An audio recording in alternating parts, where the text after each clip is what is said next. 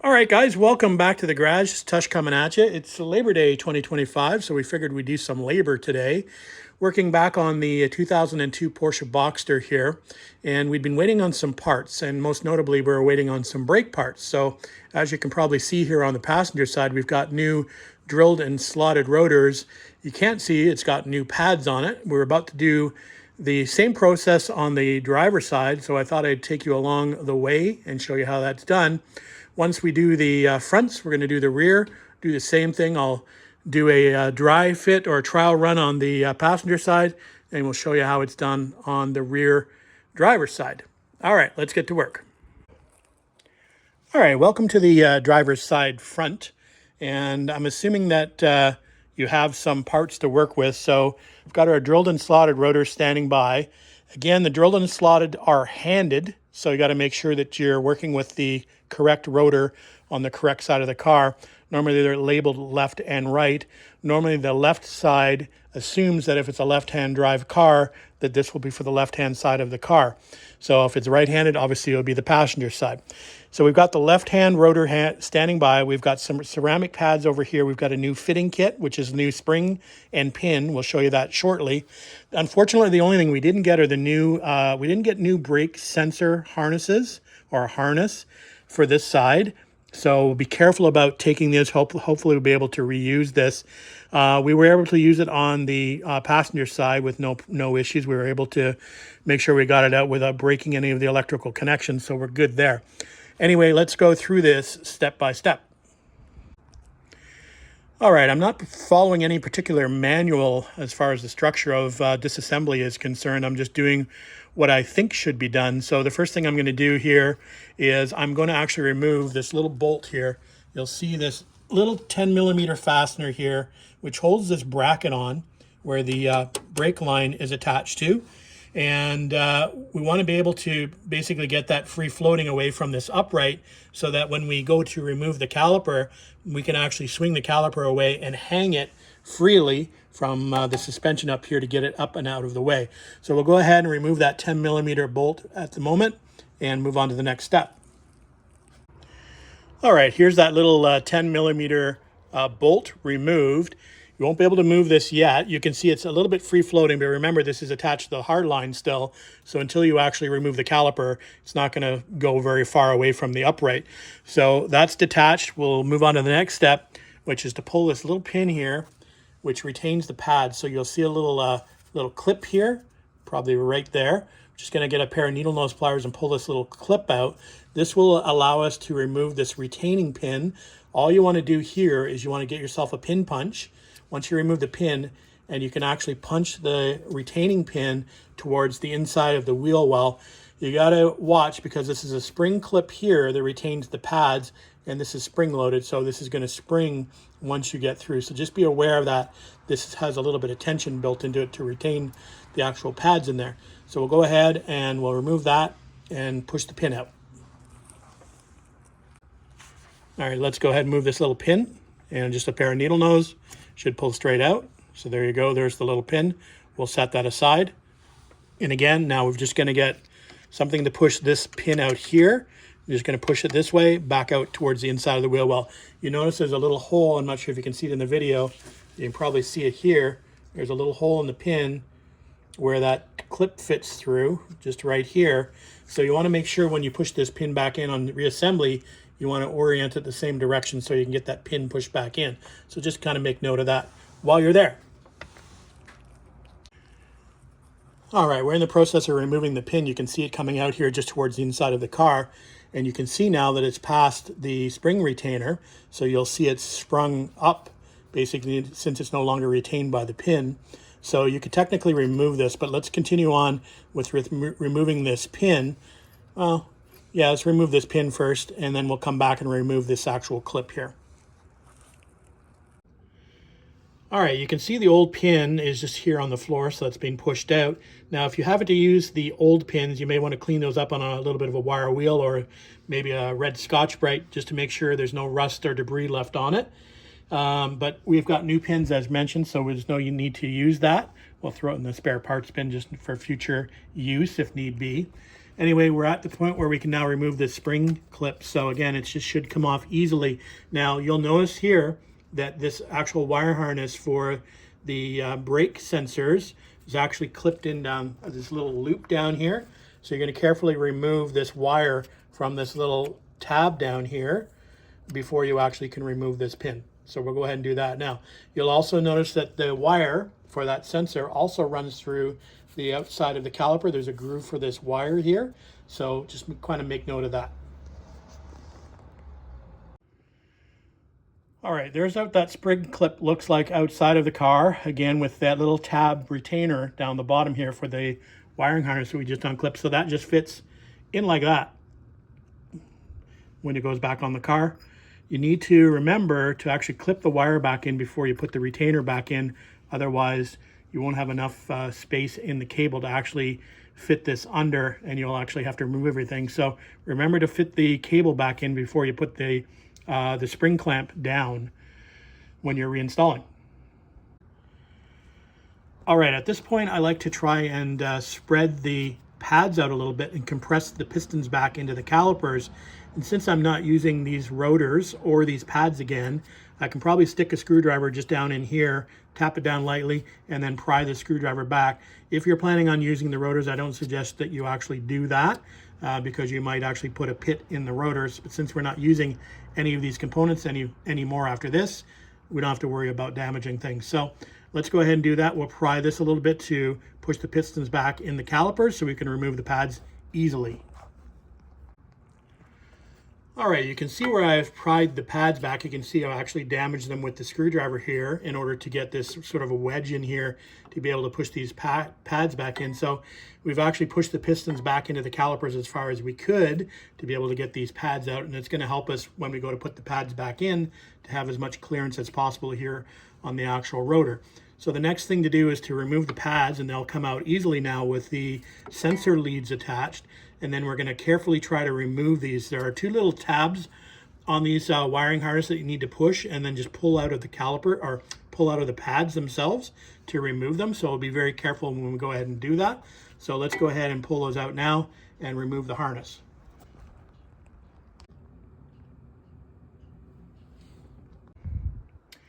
All right, the pads have been removed. You can see there's still a little bit of meat left on them, but they're getting pretty close down to the wear sensors. There's the hole where those little sensors fit in.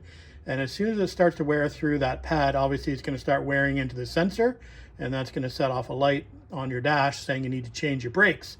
So that's what that looks like. And again, so here's the sensor harness all unclipped. So we'll just clean this up a little bit before we reinstall. I think we're able to reutilize that, so that's all good. All right, the next step is to go after these two fasteners that hold the actual caliper on. And these are an H10, and we've just got this on a ratchet. So this is what I'm using to get those off. They're on there fairly tightly. I think they're torqued around 63 foot-pounds, so shouldn't be too bad to get off. But anyway, let's go ahead and do those now. This will allow the caliper to be lifted off. So what we've got here handy is a caliper hanger standing by. So once we get these two fasteners out, we'll just hang this loosely over here to get it out of the way. So these come in handy. We have it standing by. We'll just stick it over here so it'll be handy for when we actually need it. Okay, there are the brake caliper bolts removed. They are both the same length, so no need to keep them separate, top and bottom.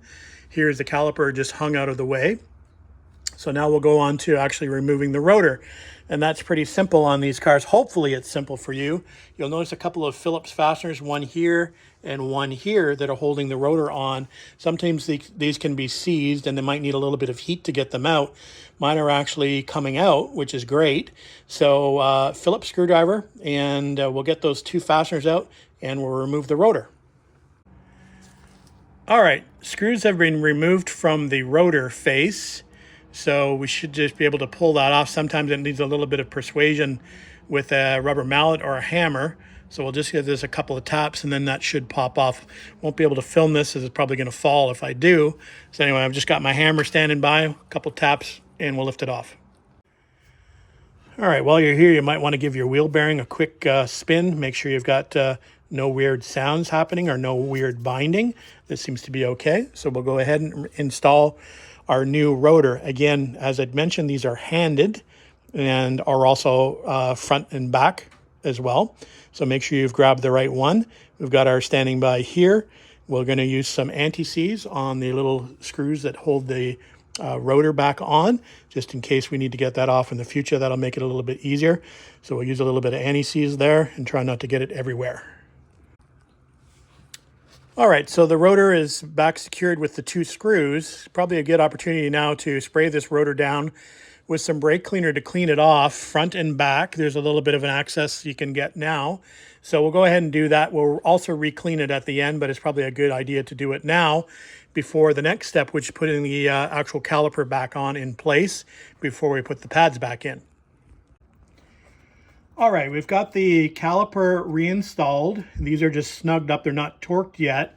We'll move on to the next step, which is actually putting the pads in place. Now, we've got the pads here. And as mentioned, these are ceramic pads. What we want to do is we want to get a little bit of brake grease. And we've got some brake grease here. I'll show you what I'm using. This is what we're going to be using, this Permatex silicone brake lubricant. We're going to actually just put a little bit back on the back of each of the pads, not too much, just a light coating on the back of each pad, and we'll slide those into place. All right, the pads are installed, and you can see they're lined up here with retaining pin holes. So those look good. We've got our new hardware down here. We've got our spring clip and our pin. You can see we've greased up the pin slightly with some brake lubricant and just the feet of the spring. We've gone ahead and we've cleaned our sensors up, or cleaned our sensors up a little bit, as mentioned. So we're now going to clip that lead into the back of our spring pin, as you won't be able to do it afterwards, as mentioned.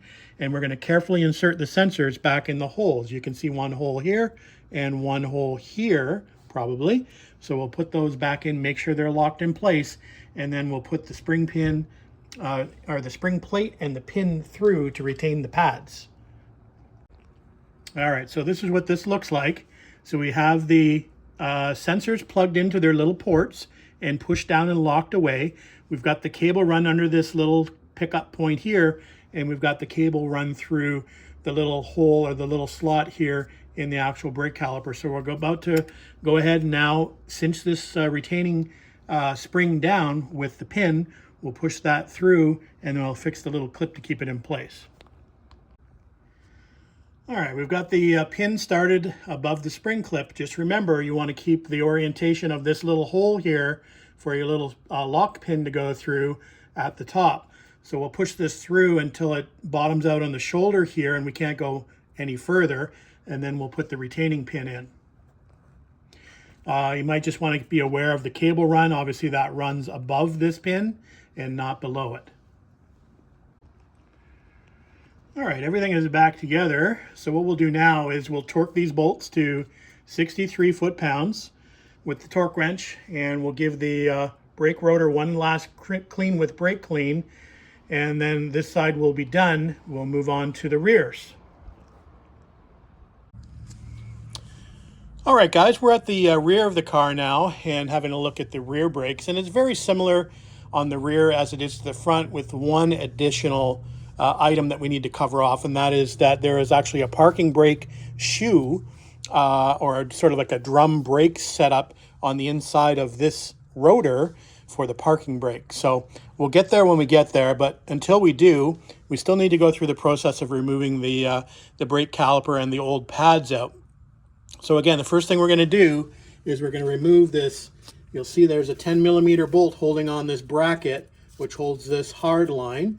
We're also going to remove this little plastic clip. It's like a little tie that just ties the hard brake line to the wire sensor harness, and that just unclips basically with a little screwdriver. So we'll remove that, and then we'll get ready to hang the brake caliper after we remove it. Same thing to do with as far as the pads are concerned. Pull the little split pin out here, push the pin through, remove the pads, remove the sensors, and again, we'll get to removal of the brake disc or rotor shortly. And it's a little bit different, like I mentioned, from the front to the rear. Hopefully it'll come off without too much issue, but we'll see when we get there. All right, so first things first, that 10mm bolt, we'll remove that. All right, there's the 10mm bolt out and that little plastic clip. Now we're going after this pin here that holds the slide or the retaining pin in. So there's a little clip out. So we'll move to pushing this pin out and get ready to move the pads. All right, and here's the pin coming out of the back, like so. Drop that down, and then we'll go to removing the actual spring clip. Sometimes it's a little bit of a, if you're trying to maneuver it around this wiring on the bottom, you can pull that wire out and then just sort of feed the bottom of the clip out and around the wire like so. So there's the clip removed. Remember, the orientation of this little keeper for the wire is at the bottom, so that will go something like that. And then we're going to lever the pads back to compress the pistons and the caliper. And we'll remove these sensors and go on to the next step. All right, we've got the pads pried back, so you can now see that they're pretty loose in here. So you can basically grab these now. And again, careful of the harness. Just unclip it from the little slot in the caliper itself. And then you can lift these pads out carefully. And then remove the harness from them. Again, the little tabs, just bend the little tabs you can see there. And remove those sensors. All right, now we've got the pads removed and the sensor wire is just sort of hanging free over here. Again, if you wanted to exchange these out, there's a little clip over here where this attaches to under this bracket here. You would just flip up this little metal retainer and undo the harness from there if you wanted to replace that. I think you can see that here where it connects to.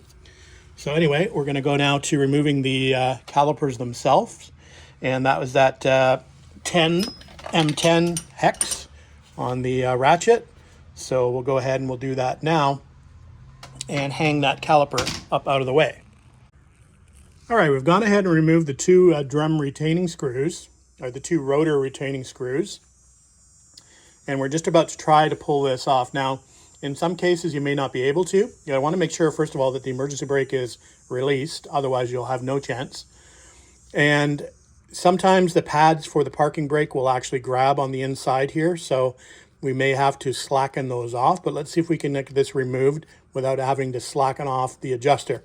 There is an adjuster back in behind here, in this area here, where you'd actually go through one of the holes here. It's a star wheel arrangement, and then you move it upwards or downwards depending on whether you want to tighten or loosen to be able to get this off. We'll have to make some adjustments later on, probably to the actual parking brake, depending on how worn these drums are in the inside where their shoes actually contact.